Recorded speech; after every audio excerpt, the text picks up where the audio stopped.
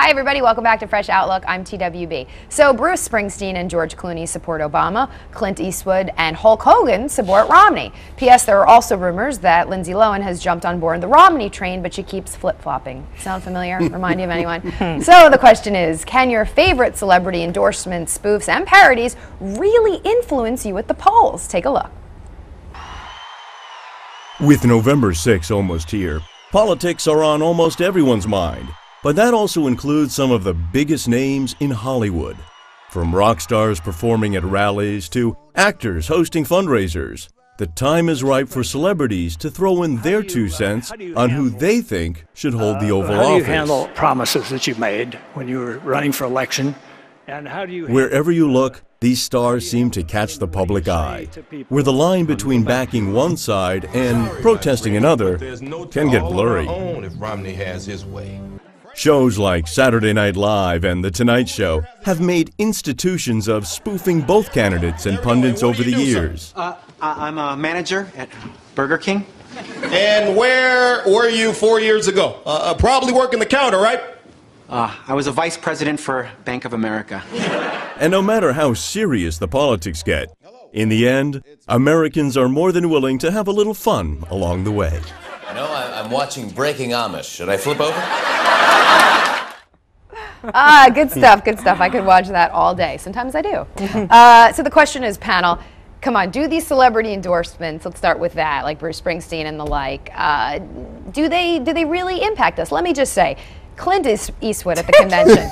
I just have to start there. That whole chair thing. I mean, again, I have to use the word, what a clown.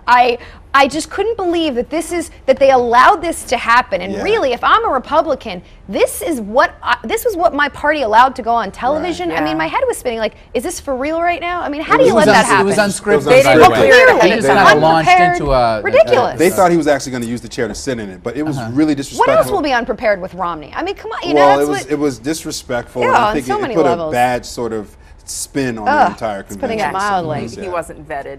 Yeah. All right, so your let's... Your yes, question so back was to the about question. actually, does it influence yes, us? Does well, it? It's not influencing me. Is it influencing you? In general. Well, I mean, I don't feel more revved up to vote for Obama. I'm going to vote for Obama. You know, I'm not the average voter, though. Yeah. I'm the nerd who's When were watching you? everything and studying everything. But I think for the average voter, obviously it does have impact. Otherwise, they wouldn't keep doing I think it matters. Yeah. If you're like a Bruce Springsteen follower, Sure. I think that he's somebody who's had longevity. You kind of know what he stands for. He's a poet, a songwriter. He's a musician.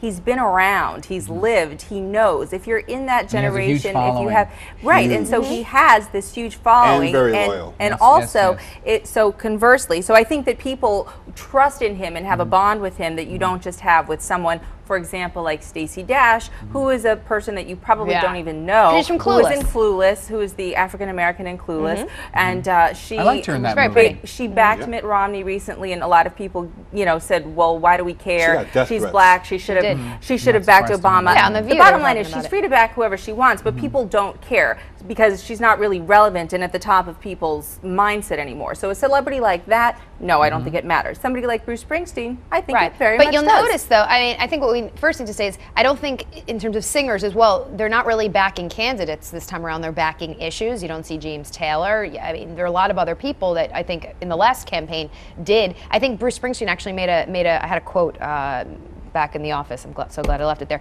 But he was basically saying that, it's because of this economy and the situation that more singers aren't coming out to. Willie Nelson campaigned on that. I mean, like he came out for that Farm Aid. That was the whole movement. I mean, people have done this, and we see it in Hollywood all the time with actors and actresses and their donations, and Barbara Streisand or Brad Pitt or Barbara whomever. Streisand single-handedly may have elected Clinton. Right. I mean, her pockets, her power, her. Guys, I think you're being a little too literal about this. I think that celebrities jump on bandwagons any chance they get. And just actually, for example, Lena Dunham's video recently, which has been kind of met with disfavor by conservatives, and it's a risque kind of a thing where she kind of does a kind of a parallel between her first time voting, and it's kind of has this double entendre quality to it.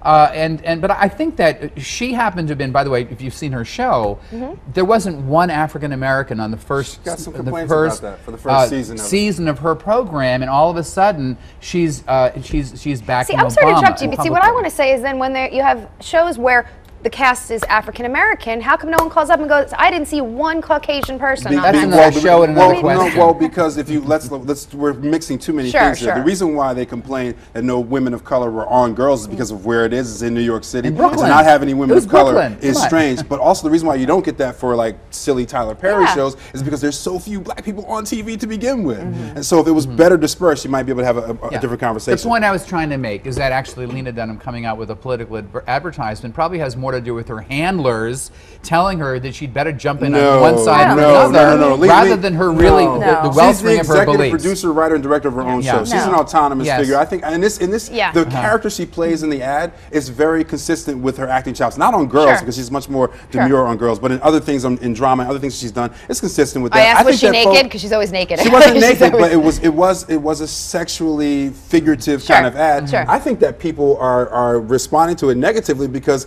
of people's fears of miscegenation. Because the analogy is that she's having sex with President Obama, right? So I think that's tough. So let's just go. We're going to talk. Let's talk HBO next week, but let's talk some of our favorite parodies, cartoons, SNL skits, stuff like that. For me, I think that Jimmy Fallon does a terrific Romney. Oh my God! You guys see Mr. Romney's Neighborhood, where he's like, oh look, we're going to the land of make believe, where me and Paul Ryan get all of our policies. I think that humor humanizes these politicians, these candidates, and I think that's a good thing for them, and whether we vote for them or not. And I think we'll always vote for the people that we first consider voting for. I don't think these really influence us. I have to say though, I think Obama's very quick. He's very sharp. He's got a great sense of humor, and that does influence me because it shows intelligence. Some of his quips. So you but consider you voting appreciate Republican? that. A lot of people are. No, I said Obama. That. A lot of people are threatened by that. Oh, a lot of people don't like Jon Stewart for that very reason. A lot of New Yorkers love him because he is that epitome of that smart, snarky, thoughtful, quick on his feet kind of person. But a lot of people. You don't want that in your president? Well, smart and quick on your feet. You would be surprised. But is he changing anyone's vote? The answer is no. I disagree. I think some of them do. Like the ad that we had in the clip with Sam Jackson, which is the Wake the F Up ad, is an amazingly funny ad. It's written by the guy who wrote this sort of smash sensation children's book called Go the F to Sleep. And I think people who follow that guy and follow that book and then see Sam Jackson adapt that for TV, I think that's compelling. And Rosie Perez did her Actually ad, and that was a similar kind of a situation where she's like, well, actually this and actually that, and she's sort of countering all of the myths out there. The pluses of being Latino.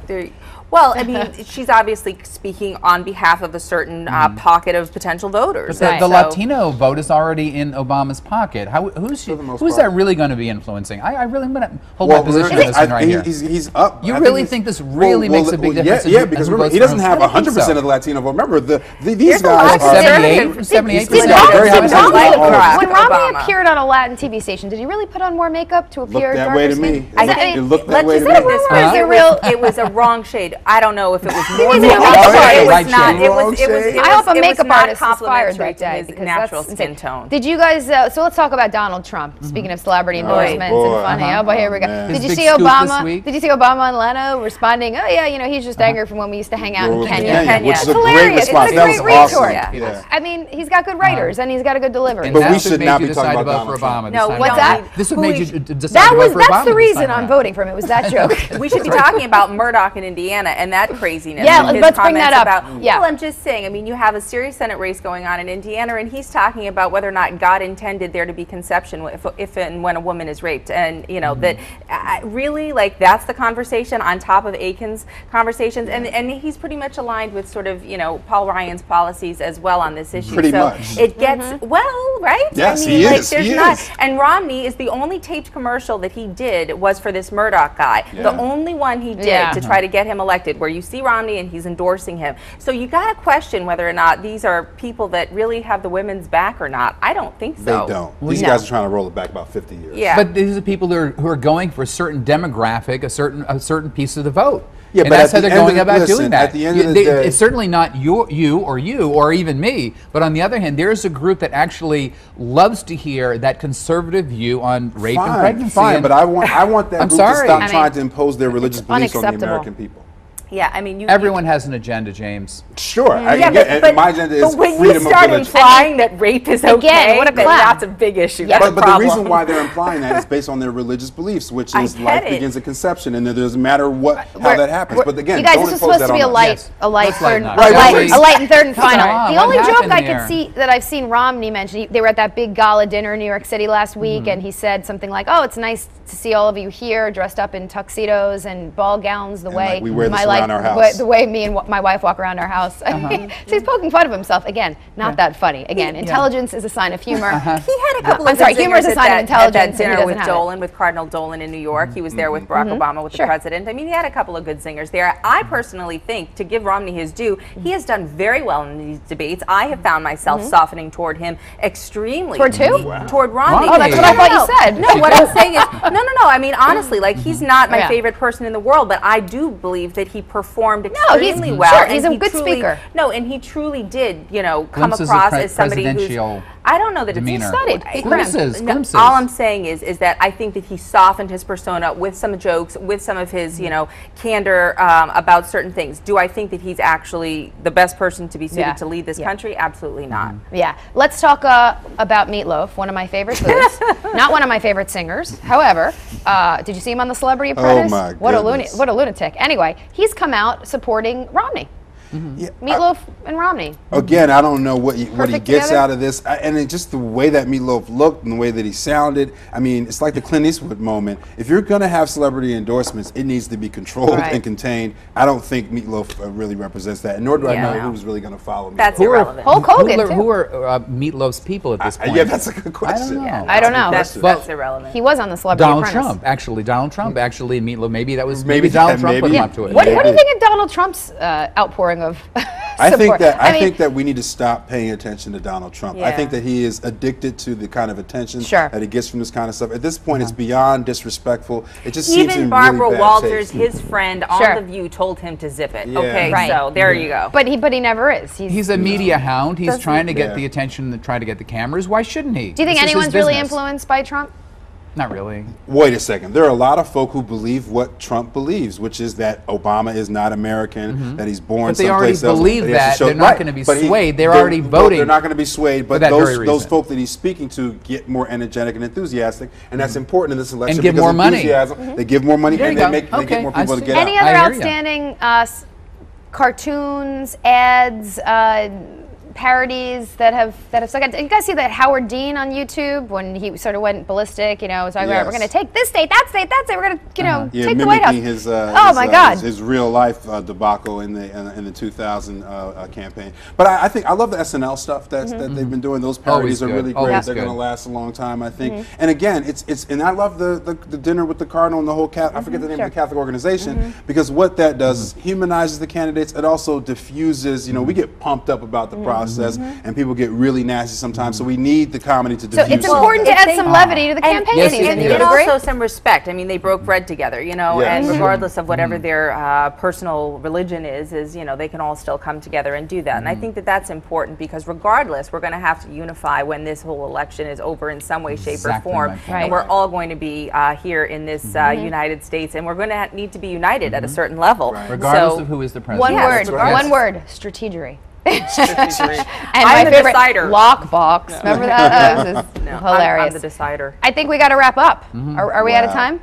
That's what the voices in my head are telling me. We are out of time. Thanks, guys. It's been terrific once again. Let's do it again next week. I'd like to thank our all-star panel for their fresh outlooks. Once again, James, William, and Francesca. And if you have a fresh outlook, remember, we want to hear about it and can't wait to hear about it. Let us know on our Facebook page. Also follow us on Twitter, please, @Abrew.TV. I'm TWB in the Twitterverse. That's @TWBrill. Thanks for joining us. We'll see you next time on Fresh Outlook. Thanks for joining us.